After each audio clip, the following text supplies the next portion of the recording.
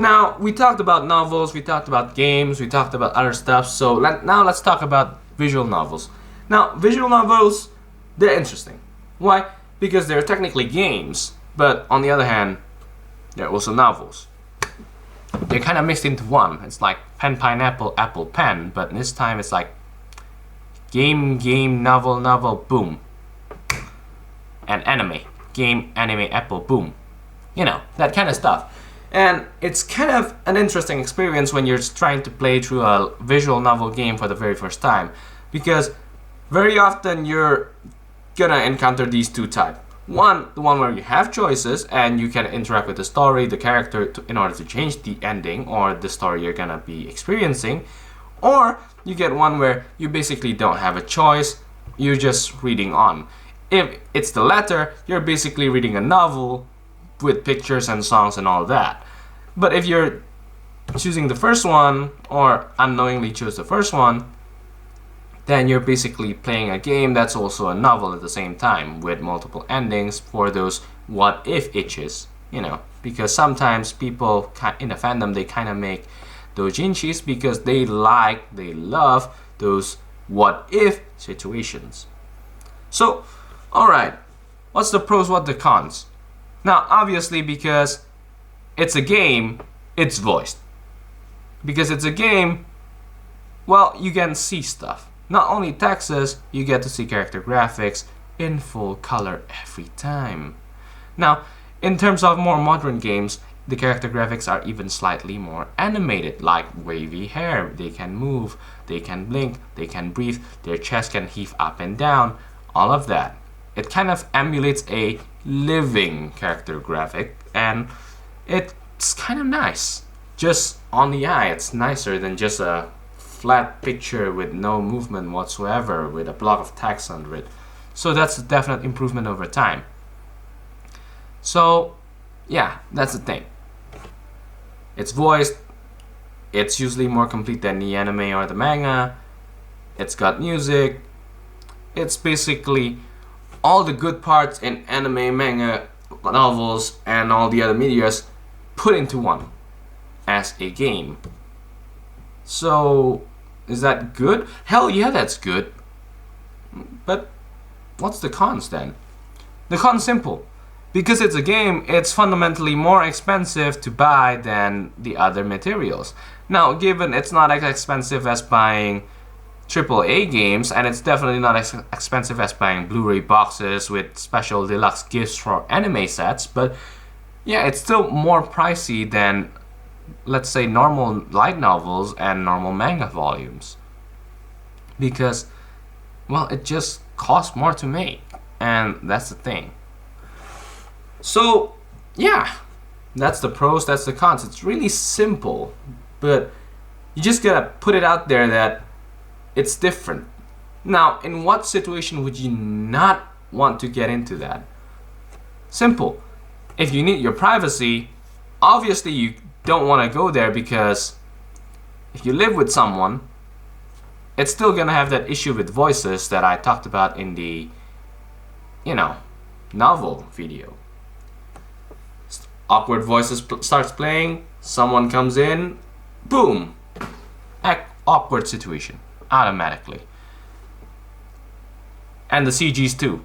The CGs, they tend to be either extremely cute, extremely erotic, or straight out sex scenes. If you're playing erogames, which are also technically visual novels in terms of genre. So that's the thing. You need to be careful about how you play it, when you play it, where you play it, and all that funky stuff. Because it's voiced, it's bright. Obviously, you can't play it at night if you're living in a dorm, because other people complain that 1, it's bright, 2, volumes. Again. So yeah, even though having voices are nice, it's not always a good thing. It really depends on your own personal situation. But under what situation then would you want to buy a visual novel? Would you want to enjoy a visual novel?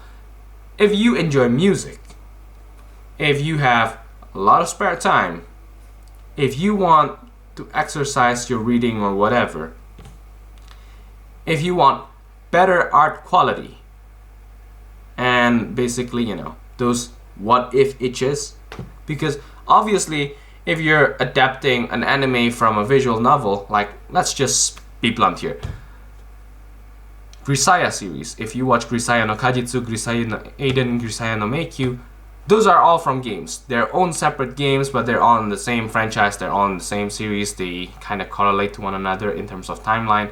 But here's the thing, Grisaya no Kajitsu, if you play the game versus if you watch the anime adaptation, it's quite different. Why? Because the anime adaptation takes all of the routes and mix them all into one.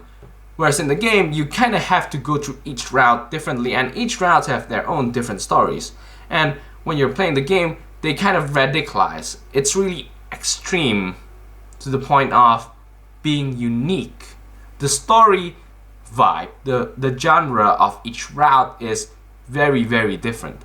Some are dark, some are psychological, some are straight out traumatic, some will give you PTSD, some are tearjerkers. But if you watch the anime, it's more of a comedic thing because you cannot really show that extremity, that extreme edge that they have in a visual novel in the anime for one, censorship reason. Obviously you can't go that extreme.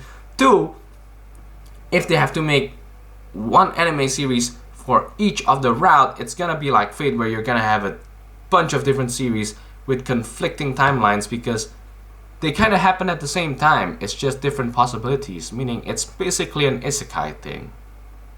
Why an isekai thing? Because in one world this happens, in another world this happens, in another world this happens, in another world this happens, in another world this happens, and so on and so on and so on and so on.